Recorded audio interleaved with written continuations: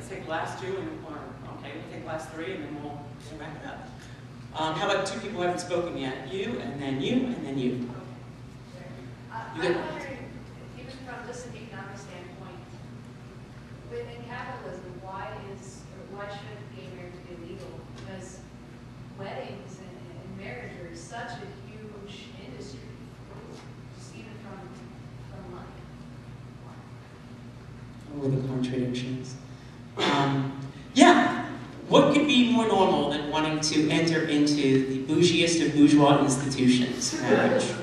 And yet, it would also be a challenge to this normative, structure that they want to, keep in place, in which women are supposed to be like this, men are, the only reason why they're able to continue to get away with women getting, now it's 77 cents to a man's dollar, which, by the way, it's only going up in the last few years because men are leading us on the way down, so it's sort of a dubious figure. Welcome, guys. But we've all come a long way, baby. As we head down, you plummet to follow us. But they're able to have this persistent wage gap because there is this persistent notion and this persistent, foisting off on women of childcare in particular, but also all the other domestic functions. It kind of puts a wrench into their, promotion of the family looking and being that way if you allow, two women or two men, or then that opens up the possibility of, all sorts of arrangements that are unconventional as well. The right wing is right. It really could open up the door to all sorts of other arrangements, and so on.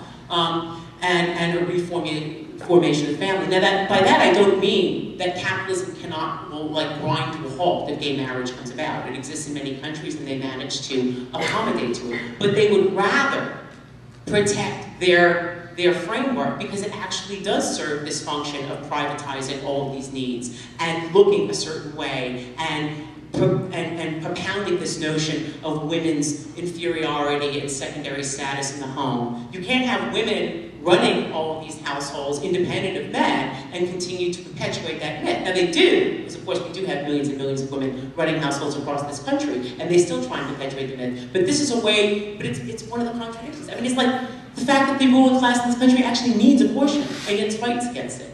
You cannot have 50% of the workforce periodically forced to leave the workforce after all the money and training that it costs for women workers, because we're no longer just these little, peripheral part of the economy, right at the center of the economy, to go off and have babies, 6 or 7. If you really got rid of abortion, it would actually have a devastating effect on the economy, and yet ideologically they hold on to these ideas as well. So there's plenty of things that are utterly contradictory in what they propound because it serves a certain function for them, but at the same time it undermines. So yes, can they accommodate to gay marriage? Obviously they absolutely can. Would they like to? No. They're going to make us fight for it every step of the way. And then once we have it, they're going to continue to find new ways. Believe me, we'll discover all new ways that they will repackage garbage.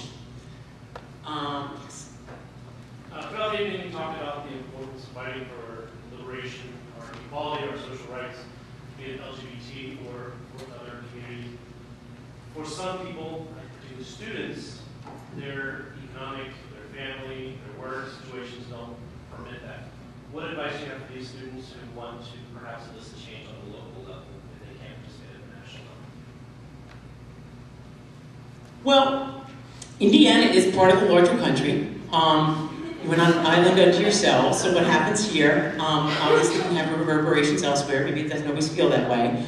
But I think locally, look, just sitting around chatting informally over dinner, somebody was mentioning this, this Neanderthal who sits on campus and harasses gay people or presumed gay people. Organize and kick his ass off, will you please? Why are you tolerating this nonsense? Why even give him a platform to continue to do this? Organize some protests, make him feel about this small, make him feel uncomfortable and under siege on this campus in the way that he attempts to make gays and lesbians and bisexual and transgender people feel under siege. These are small things that you can take. You've got, frankly, I don't know the particularities of your local politicians, but even if they have certain progressive, positions, frankly, where is the full legislation? Where is the legislation for full equality, and why aren't they supporting such a thing? March on them. Demand things of them.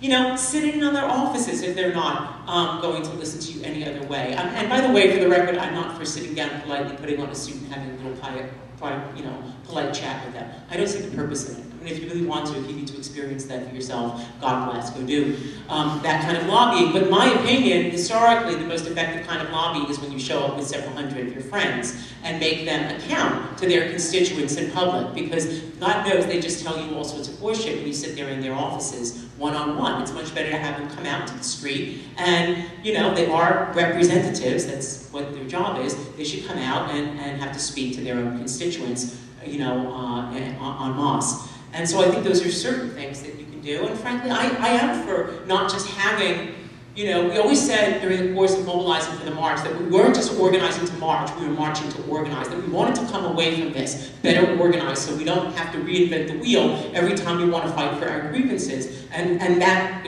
equality across America, the sort of national network of which the local group here is affiliating, I believe, I think will allow us to take common days of action and common, you know, strategies and spread good ideas from one part of the country to the other. I happen to think that, you know, we need to escalate the kinds of, you know, we need to continue to repeat this demand that we raised for the first time on that march.